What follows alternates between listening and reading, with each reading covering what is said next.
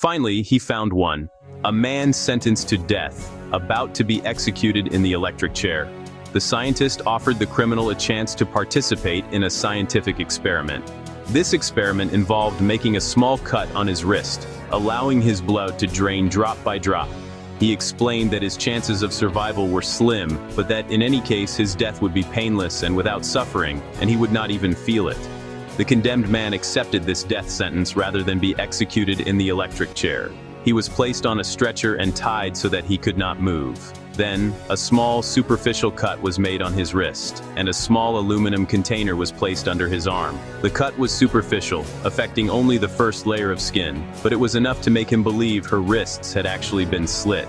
A bottle of serum had been placed under the bed, with a valve to control the flow of liquid drop by drop into the container below.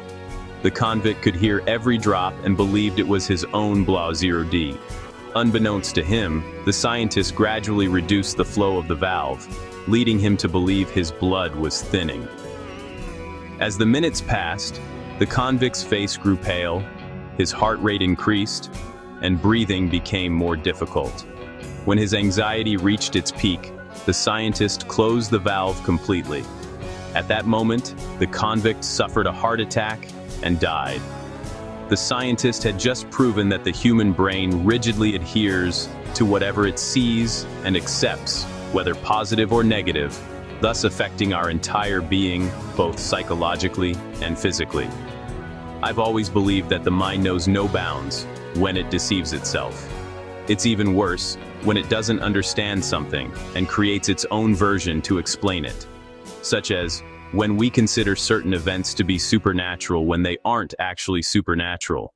Often in life we face problems that seem impossible to solve. Someone may tell us that there's little chance of changing the situation, but we choose to believe only what we can understand and imagine. He who thinks about failure has already failed. He who thinks of victory is already one step ahead.